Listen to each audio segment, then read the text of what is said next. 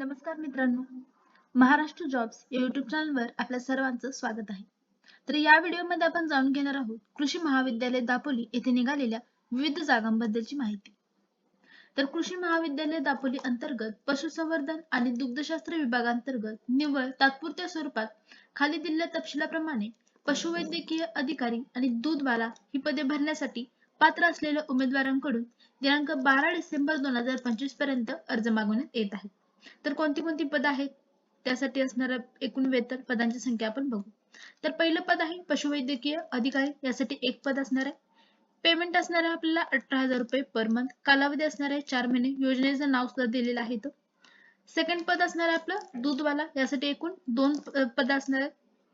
एकत्रित वेतन असणार आहे यासाठी 15,000 रुपये पर मंथ. कालावधी असणार आहे 4 महिने. तर यासाठी आवश्यक पात्रता काय असणार आहे, तर यासाठी शैक्षणिक पात्रता बघू.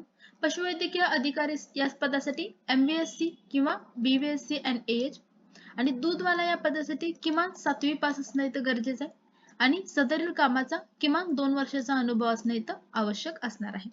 नियम आणि अटी काय आहेत, तर वयाची मर्यादा अर्जदाराचे वय हे 38 वर्षापेक्षा जास्त नसावे.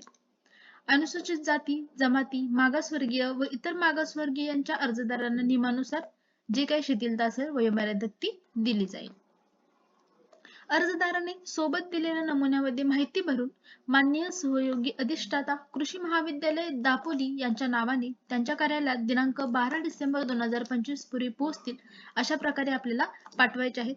म्हणजे हे अर्ज आपल्याला स्पीड पोस्टने एकतर पाठवायचे आहेत किंवा आपण तिथे जाऊन बाय हँड सुद्धा ते देऊ शकतो. म्हणजे स्वतः जाऊन सुद्धा आपण ते देऊ शकतो. अर्जाच्या लोकड्यावर म्हणजे जे अर्जाचे जे एनव्हलप असणार आहे त्याच्यावर आपल्याला पशुसंवर्धन आणि दुग्धशास्त्र विभागाकरता ज्या पदासाठी आपण अर्ज करणार आहे, मग पशुवैद्यकीय अधिकारीसाठी करणार असेल तर तसं लिहायचं आहे आणि दूधवालासाठी करणार असेल तर दूधवाला असं लिहायचं आहे. पदासाठी अर्ज असा ठळक उल्लेख त्याच्यावर करायचा आहे. पात्र उमेदवारांची यादी विद्यापीठ संकेतस्थळावर प्रसिद्ध करण्यात येईल व निवड समितीद्वारे मुलाखत घेण्यात येईल. आपण अर्ज केल्यानंतर आपल्या अर्जांची छाननी करून जे उमेदवार योग्य असतील त्यांना मुलाखतीसाठी बोलवले जाईल. त्यांची जी यादी असेल ती त्यांच्या ऑफिशियल वेबसाईटवर प्रसिद्ध केली जाईल. मुलाखतीला येताना अर्जासोबत जोडण्यात आलेल्या सर्व प्रमाणपत्राच्या मूळ प्रती आपल्याला सोबत न्यायच्या आहेत. म्हणजे ज्या काय आपल्या शैक्षणिक पात्रता असतील, अनुभव असेल, त्याचे जे काही ओरिजिनल सर्टिफिकेट्स असणार आहेत ते सगळं आपल्याला मुलाखतीला जाताना सोबत घेऊन जायचं आहे. प्रवास तसेच दैनिक भत्ता अनुज्ञेय असणार नाही. निवड झालेल्या उमेदवाराला 100 रुपये किमतीच्या बॉन्ड पेपरवर नियुक्त केलेल्या कालावधीत नोकरी सोडून जाता येणार नाही असे लिहून आपल्याला द्यायचं आहे. म्हणजे आपल्याला 100 रुपयाचा बॉन्ड करायचा आहे. निवड झालेल्या उमेदवाराला 11 महिने किंवा योजनेच्या कालावधीनुसार निव्वळ तात्पुरत्या स्वरूपात नियुक्तीही देण्यात येणार आहे. ही नियुक्ती आपल्याला 11 महिने किंवा तो जो काही प्रोजेक्ट किंवा योजना असेल त्या योजनेच्या कालावधीपुरतीच ही राहणार आहे.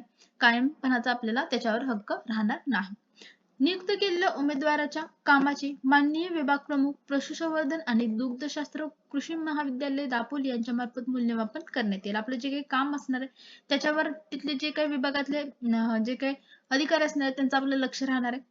सदर उमेदवाराचे काम असमाधानकारक आढळल्यास करण्यात आलेली नियुक्ती दिलेल्या कालावधीच्या आधी समाप्त करण्याचे अधिकार हे त्यांना राहणार आहेत.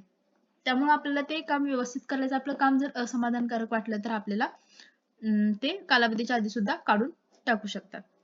निवड झालेल्या उमेदवाराला डॉक्टर बाबासाहेब कोकण कृषी विद्यापीठ दापोली यांच्या कार्यालयात कायमस्वरूपी नोकरी मिळवण्यासाठी कोणताही हक्क राहणार नाही. आपल्याला हे कॉन्ट्रॅक्ट बेसिसवर जॉब असणार आहे, त्यामुळे तो जी काही योजना असणार आहे त्या योजनेपुरता संबंधित राहणार आहे. त्याच्यानंतर आपल्याला तो जॉब सोडावा लागणार. त्याच्यानंतर उमेदवाराला नोकरी सोडावयाची असल्यास त्याने तसे 1 महिना अगोदर आपल्याला लेखी कळवण्यात यावे. आपल्याला जर जॉब सोडायचा असेल तरी सुद्धा आपण त्यांना 1 महिना आधी सांगून तो सोडू शकतो. तसं जर नाही केलं तर आपला 1 महिन्याचा पगार हा कापून घेण्यात येईल. उमेदवाराला देण्यात आलेल्या तात्पुरत्या स्वरूपातील नियुक्ती ही विहित कालावधी संपल्यानंतर आपोआपच रद्द होईल. आपण सांगितल्याप्रमाणे फक्त तात्पुरत्या स्वरूपाची ही नियुक्ती असणार आहे.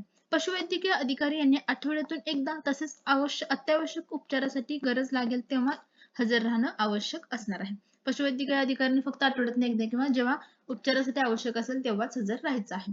दूधवाला या कामासाठी उपरोक्त अटींप्रमाणे खाली दिलेल्या अटी लागू राहणार आहेत. तर दूधवाला या पदासाठी आपल्याला काही काही कामं असणार आहेत ते इथे डिटेलमध्ये दिलेलं आहे.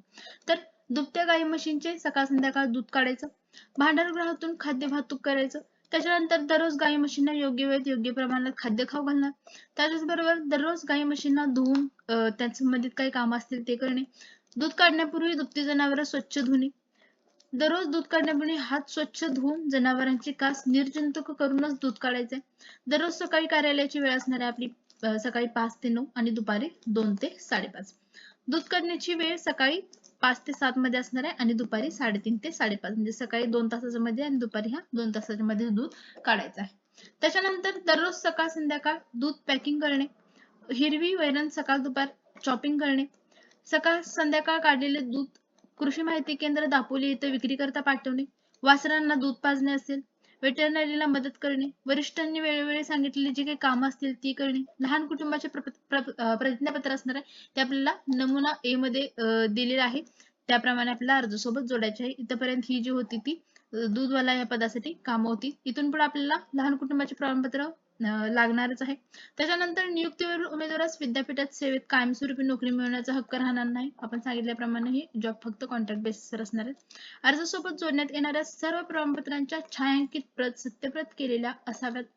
म्हणजे ज्या काय आपले सर्टिफिकेट्स असणार आहेत त्या आपल्याला सत्यप्रत म्हणजे आपल्याला ट्रू कॉपी टाईप असं करायचं आहे. त्याची झेरॉक्स मारून आपल्याला ट्रू कॉपी करून सुद्धा घ्यायचं आहे आणि आपल्याला ओरिजिनल सर्टिफिकेट सुद्धा जोडायचे आहेत.